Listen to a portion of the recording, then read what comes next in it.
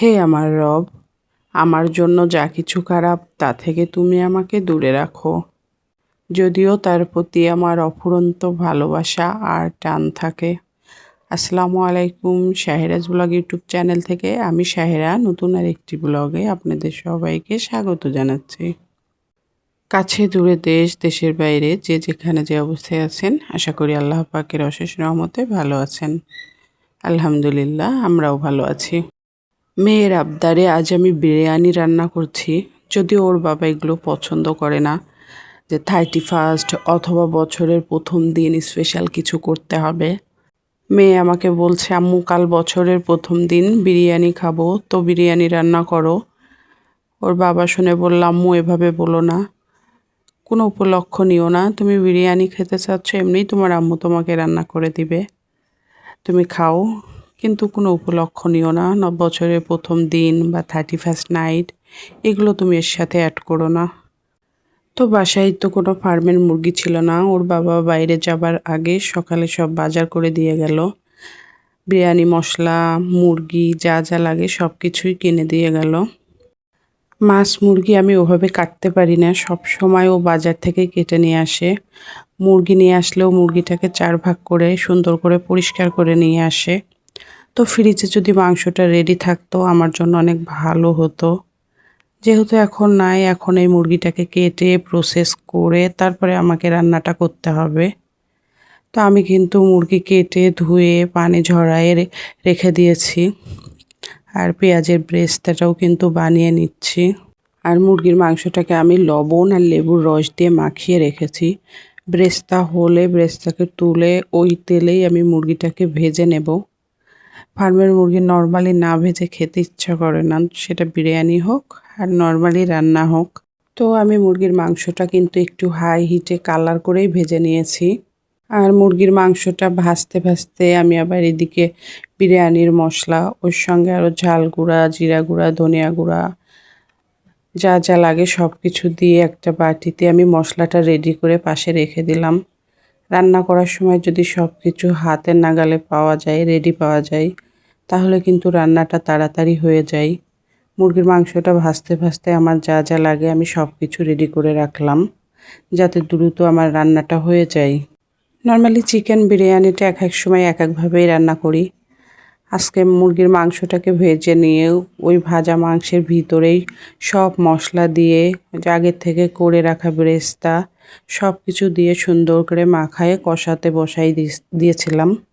এভাবে মুরগির মাংসটা রান্না করলেও অনেক ভালো লাগে। আবার আপনি যদি চান মাংসটা তুলে নিয়ে মশলা আলাদাভাবে কষিয়ে রান্না করবেন, সেটাও করতে পারেন, ওটা খেতেও কিন্তু অনেক ভালো লাগে। তা আমি মাংসটা রান্না করতে করতে এদিকে চাল ধুয়ে নিচ্ছি। চালটাকে ধুয়ে আমি পানি ঝরাতে দিব। এটা প্যাকেটে চিনি গুঁড়া চাল নয়, নর্মালি বাজারে যে খোলা চালটা পাওয়া যায় পোলার চাল, ওই চালটা নিয়ে এসছে। তো আমি আজকে এই চালটা দিয়েই কিন্তু বিরিয়ানি রান্না করব। আমার কেন জানি মনে হয় প্যাকেটের চিনি গুঁড়া চালটাই কিন্তু বিরিয়ানি রান্না করলে বেশি ভালো লাগে। তো আমার কাছে যেহেতু চালটা ছিল না বাসায়, এই খোলা চালটাই ছিল, তো ভাবলাম এটা দিয়েই রান্না করি।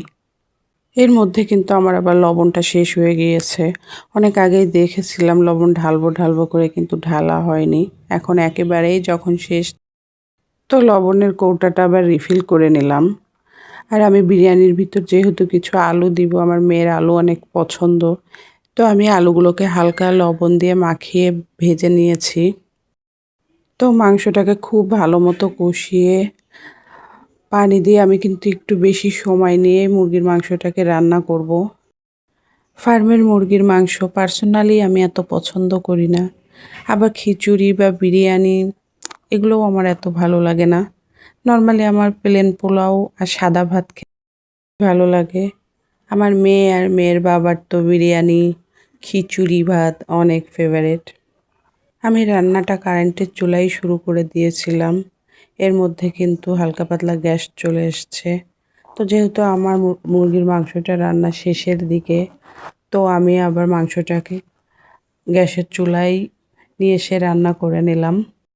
গ্যাসের ফ্লো যেহেতু একেবারেই কম ছিল, অত কম আছে পোলাওর চালটা ভাজা যাবে না, এজন্য আমি কারেন্টের চুলাতেই পোলাওর চালটা ভেজে নিচ্ছি। আর ওইদিকে পানি গরম বসিয়েছি, পানি গরমটা হোক। নর্মালি আমি একেবারেই পাকা রাঁধুনি না, মোটামুটি রান্না করতে পারি। তো ফ্যামিলিতে যারা খায়, বাইরে থেকে যারা আসে বেড়াতে খেয়ে, আলহামদুলিল্লাহ কেউ খারাপ বলে না, রান্না ভালোই বলে। সবচেয়ে যেটা বলে সেটা হচ্ছে আমার বাসা অনেক গোছানো পরিপাটি। বাসা নোংরা অগোছালো থাকলে আমার খুব খারাপ লাগে। তো আমার বিরিয়ানি রান্নাটা কিন্তু অনেক টেস্টি হয়েছিল। মেয়ের বাবা দুজনে তো সেই প্রশংসা করেছে, খুব মজা হয়েছিল। আমার আবার মিষ্টি খেতে ভালো লাগে, তো আমি বিরিয়ানিতে চেষ্টা করি সবসময় কিশমিশ দেওয়ার। মাঝে মধ্যে মুখের ভিতরে একটু মিষ্টি মিষ্টি লাগে, আমার খেতে খুব ভালো লাগে। নর্মালি চিনি দিই না, চিনি দিলে ওইভাবে ভালো লাগে না, তখন আবার বেশি মিষ্টি মিষ্টি লাগে। আসলে পৃথিবীতে এক একজন মানুষের রুচি, পছন্দ, খাওয়া দাওয়া, জীবনযাপন এক এক রকম। এক একজন এক একভাবে জীবনযাপন করে, কারো সঙ্গে কোনো মিল নাই।